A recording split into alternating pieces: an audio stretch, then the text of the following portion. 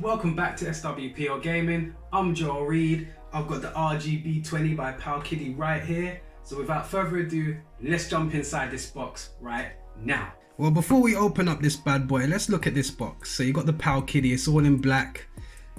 As usual, it's in that red kind of color right here. You've got the mirror reflective bit here, all of these non-important things. POWKIDDY RGB20. I'm looking forward to jumping in this box. Got a bit of writing over here, can't really read it other than what it says here. Nothing on this side, and just some numbers and barcodes at the back.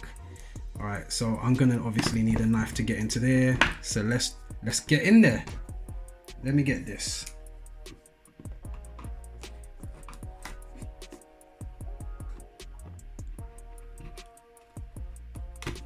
Okay, done with knife. Put that away neatly. Right, let's get it out. It feels a bit shaky in there, like it's not been completely packed. I cut my nails the other day as well, man, and so it's making this a little bit difficult. Wow, there it is. Wait, people are not joking. This thing is actually substantial. That look, it's looking wham. Look how big that is. Let me just decent weight to it. Let me put that to the side here. Let's see the content of the box. Just an empty tray here where the device was sitting. USB Type-C cable and nothing else. So it is quite airy in there. That's why there was all that rattling. So yeah, USB Type-C cable. And you got your user manual, which is, yeah, it's written in Chinese here. Let's see the other side, and some of it's written in English. I'm not going to bother going through it because I'm not really going to waste time reading that. Let's just look straight at this device. Do you know what? Let me just, I think I'm a little bit close. Let me move the camera back a bit. Sorry guys, sorry. Let's move that. Here we go. Here it is. I see they've tried to get the color down. They didn't do it. Look. There. Man, this is actually, oh, the screen just looks like it's gonna be huge. What? This is a big size. Let's just peel this off. Yeah, that screen is looking, the screen is looking big. You know, it's a 3.5 inch display, but it feels bigger. I guess it's because I've been playing around with the RG280V, which, you know, is significantly smaller in this similar form factor, which obviously makes this feel like a giant. It's crazy. But you can see here, they got the color a bit brighter here, so it's not that deep red like how the Nintendo Famicom used to be, or what the Ambinix gone for. I'm seeing a lot of people compare these two devices, but you know, they came out at fairly the same time, but I don't know if it's something that you can really compare them. But anyway, you've got your gold on the front here, and it's again coming with that brush metal and then the two stripes that go across here, which is very, very nice. But with that in mind, I'm thinking customization. You know, I think that with a little bit of effort, this steel brushed plating could probably come off, and it would be cool if one of you talented, you know, modders out there could make like a decal or something that could go over it, because I think that that would be cool. Like, imagine having like a Street Fighter decal on there, or an X-Men vs Street Fighter, or anything on there. I think that that would be quite sweet, just to have a decal cover over here. You know, you might even be able to get inside and just change up how these buttons actually look. But let's move along. So you've got your D-pad right here with the arrows, classic style D-pad. You've got your L3, your R3. I'm yet to figure out what these buttons do. I guess we'll find out later on. If anybody does know what they are already, just leave that in the comments. You got your start, select, you got your analog stick, and that's a clicky one that clicks in.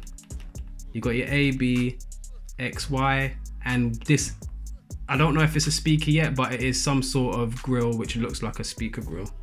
And let me just do this button test. Not too shabby, it's okay, it will pass. For now, let's start off with just going around the externals of the device. So we'll start off with the bottom, and that's bare, there's nothing on there. We'll work our way round, and look what we have here. Compartments which will hold your R2 and your R1 buttons, which is very, very cool. I like compartments, I think that's awesome. We'll go around the top, You got your OTG outlet, which is obviously USB Type-C. You got your Wi-Fi switch, which you can switch on and off. And I think that that's just really convenient. That's really handy. And it seems like, you know, POWKIDDY are listening to what the community are saying and what they want. Hopefully it is effective and it works really well. But it just makes it easier to just, you know, download and scrape your, you know, your box arts and stuff. And that's pretty cool. You got your LED indicator here. You got your USB Type-C charging port here.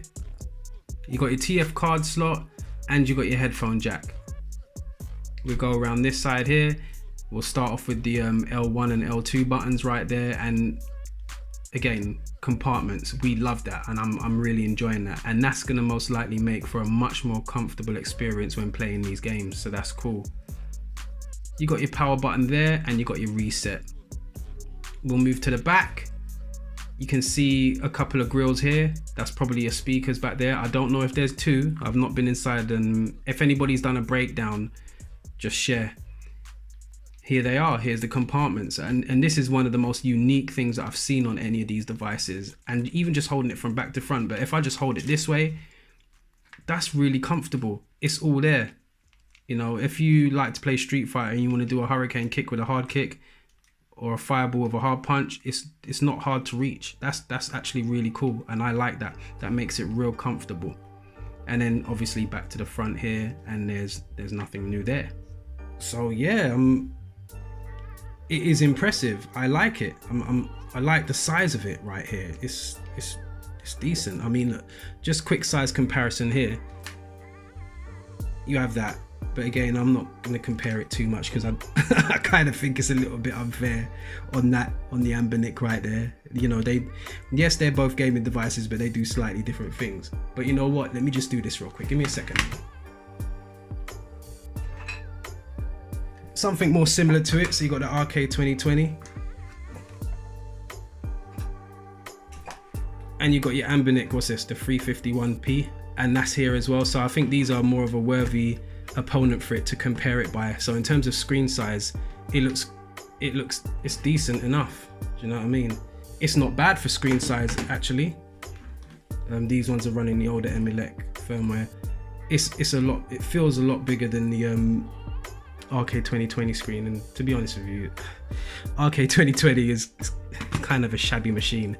But compared to some of these newer ones that are being made now, like this and like the Anbernic version, they're doing a lot better. But do you know what? It looks like here that POWKIDDY, we might actually have a winner right here with the RGB20.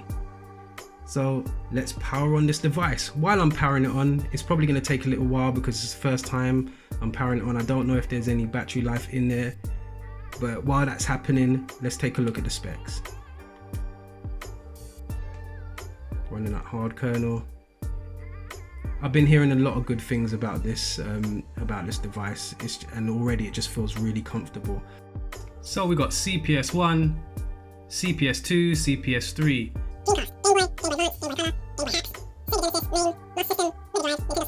Nintendo DS.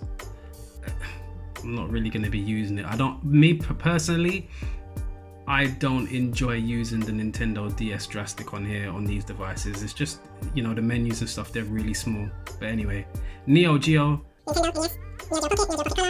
your ports, so this is things like Dooms, Quakes, PSP, PS1, Residual VM, Scum do some pretty decent games, like if you got time to check that out. RetroPie stuff, Super Famicom, all your games, favorites, and back to CPS 1. I am going to do emulation testing for various other devices, but let's just have a quick brief run through from some of the ones that we have here.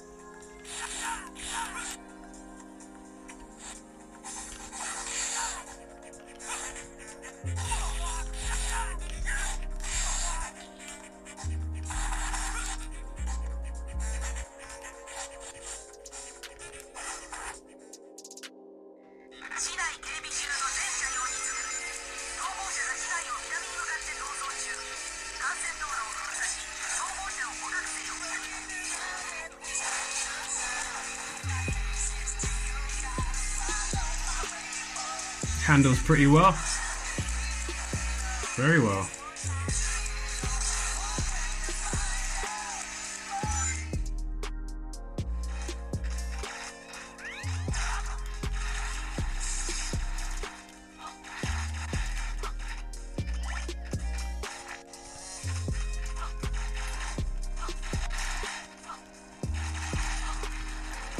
Well, do you know what? I think I'm going to leave it right there if I'm honest.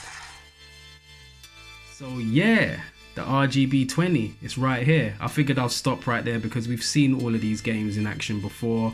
I'd like to put some different things on there and, you know, firmware updates to see what I really think of the device. But so far, you know, like I said before, I think we actually do have a winner here. The form factor alone is really great. I love what they've done with the compartments and the buttons right here. Do you know what? The speakers, they sound pretty good. I didn't really take note of where they were coming from. If it was I don't think it was the front, but it was at the back. And even still, it sounds pretty loud, and that wasn't even on top volume. It's probably just mid. And it feels really good. I like this device. I'll be doing future videos on more emulation testing, and, you know, like I said before, firmware updates. I'll be checking it out with this device. This might be my new daily. I'll leave a link in the description below, so if you haven't got one, you can grab one yourselves. So yeah, there you have it, RGB20. I hope you liked the video. I'm Joel Reed, and I'll catch you down the road. Peace.